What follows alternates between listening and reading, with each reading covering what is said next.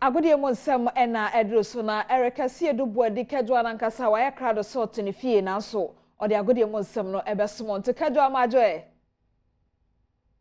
Major so Diamond me da sesa waje me so mpacho meni ahwefo ya yakra do yetwen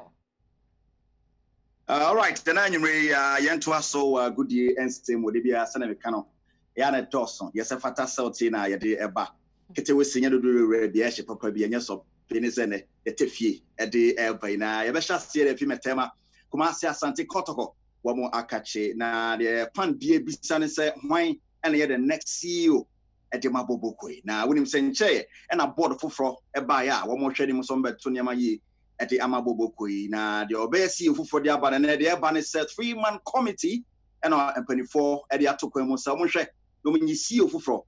efma bobokoi emu nchemuni board fofra ya pa wo mo so mo ne na Asante Kotoko boboko na no omo nhie mu de etoso mienu no todwa ne ya omo kototo adwene efa kwan aboboko no ebesan fa no ntuma pafra ne wo saa adwabo na se no ensem bi ebetu dwane se esabre ya pa ompanifo ya omo beye board no o se nya nkofo bi omo so begina ho se omo na ebe management e de ama Asante Kotoko boboko no e saa management ni mu no ye beyi obi a enti Eric Kadwa so me tiu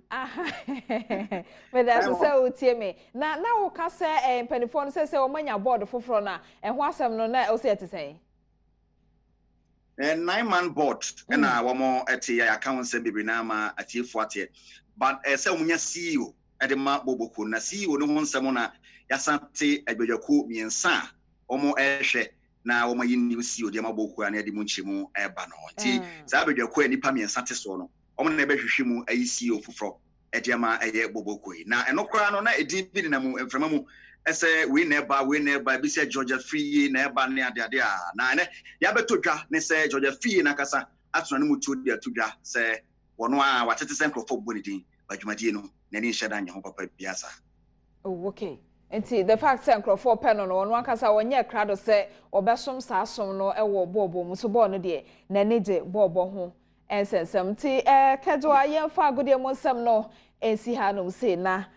no so eho asem eno no abusia agodi emonsem no na chese enti kedwa yemfa ensi ha no se na